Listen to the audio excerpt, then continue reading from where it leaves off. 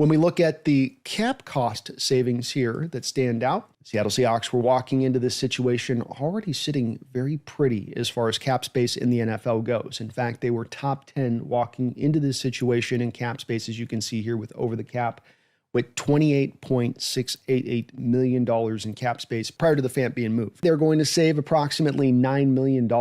So you're going to be sitting somewhere in the neighborhood of about 37-ish million dollars or so, give or take 500,000 one way or the other there. So $37 million, as you can see with this chart, is going to propel you now up over the top of the Arizona Cardinals in this division, just below the San Francisco 49ers, to give you as much cap space as just about anybody in the NFL, save for the Patriots and the Lions. So you're in a place now with as much cap space, and this is a very key position and point, and this is why I said is a big move coming. I'm not trying to clickbait you here. I'm seriously in my own ponderance now going, I could see there being another move on the other side of this. And the reason being is, if you were to go into the Seattle Seahawks recent cap history, I think if you went back 14 years, you would never, let's just throw out the amount that you purely have to spend in $37 million.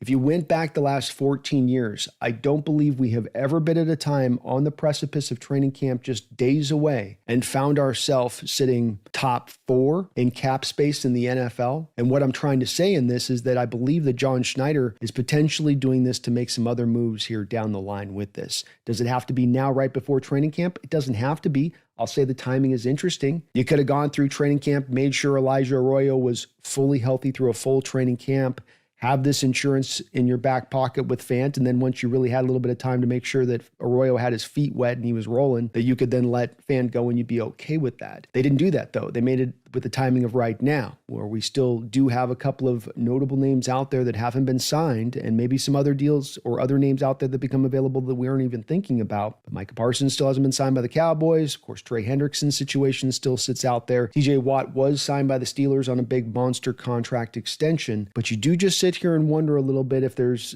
something that John's in the background doing. As I said, in 14 years, never been, I think, in this position of top 4 cap space as it stands walking here into training camp. John is a guy that's going to empty the rounds in his mag. He's not leaving a couple of in there extra. It typically goes, especially if he's got some faith that he's got maybe a true contender on his hands. This is the part that I think will tell us a lot, though, about where John Schneider stands with this situation, because of the fact that if he doesn't make a move, it firmly, I think, tells us a little bit of this is a little bit in that more wait and see approach to things. You never really know, I think, for certain with where your general manager's at as far as how he really truly feels about the team until you kind of, get to these moments where they've got to make a decision one way or the other, or they're carrying, for instance, $40 million in cap space heading into a season where they're telling you they're trying to contend. I don't have to tell you guys that if you're sitting on that amount of cap space, you're not typically in a position to be in super contention mode. You can be, it doesn't preclude it, but it's hard, especially when on the other side of it, you're eating so much dead money from the likes of guys like Tyler Lockett, DK Metcalf, Geno Smith. I think Draymond Jones included in there as well. So you also have a lot of dead money on here with that cap space on the other side of it.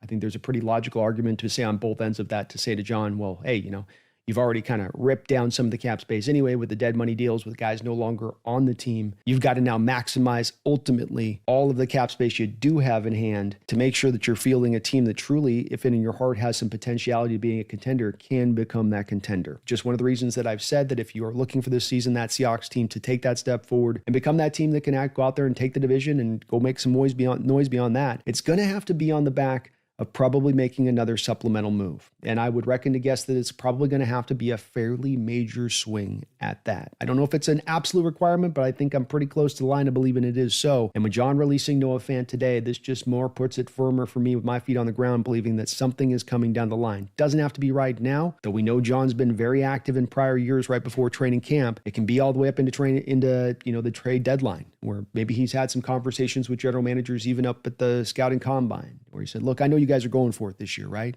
Yeah, we're going for it, John. We're going for it.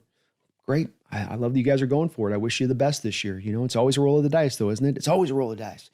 It's great to hear. I'm just going to let you know on this one thing, though, if, your roll of the dice comes up snake eyes, and you don't get your roll this year and you're halfway in the year and boy, you boys are in a little bit of a tough cap space moving forward. We are in a tough cap space moving. Yeah, you are. I know.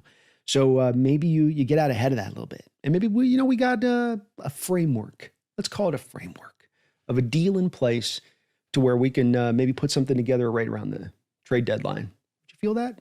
Would you be okay with that? Well, I mean, we're going to win this year. Yeah, no, you're going to win. I mean, I could see it happening. You guys got a roster. Oof, you've constructed a hell of a roster, I'll tell you what. But just if it doesn't, how about we got this little ignition switch that we can click in place? You got a little, let's call it your safety valve. How about that? That sounds better, right? A safety valve rather than a fire sale. Well, I guess if you put it like that.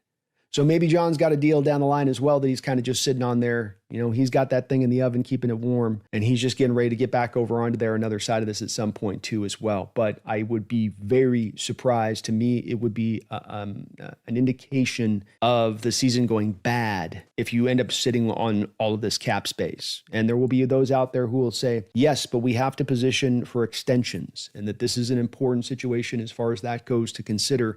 That money's going to have to essentially go to the youngsters coming up. And I think that this is where you can get in a little bit of that.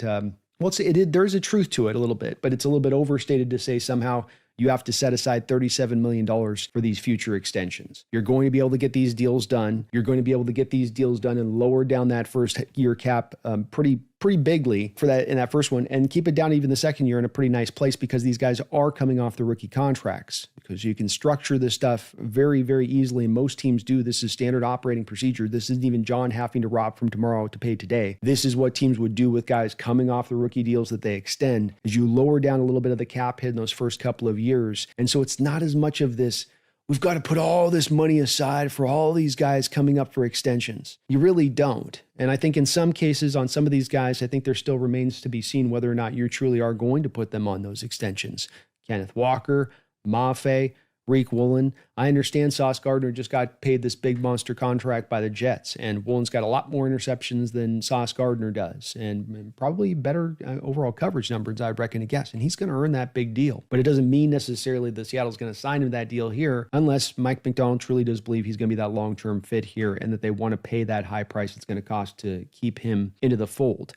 So yeah, some of these guys like a Cross, I think that deal's coming down sooner than later, that's for sure. But this is a lot of money. That's why I said 14 years, you've never been in this place, sitting fourth most of cap space, entering into training camp. You are usually at the far other end of this. And consider as well within this, maybe there's not a ton of deals of other things that you can do, but there are other deals here that can be moved around if you want to, as far as create even more cap space right now, if you absolutely positively had to do it. I'm not advocating or saying they should do it, or even the timeline to do that is right as it stands right now. But just one little thing to consider within all of this, as I show you guys right now, the 2026 cap situation, where you are currently 7th most amount of cap space for 2026. And then you're 10th most amount of cap space in 2027. So you are sitting overall in a very healthy place as far as your salary cap goes, if there are moves you want to make in the here and now. If you have a belief that this is a team that's ready to go this season, I'm saying we don't have to do it. I'm just explaining where some of the thinking I think John's turning over in his own mind right now.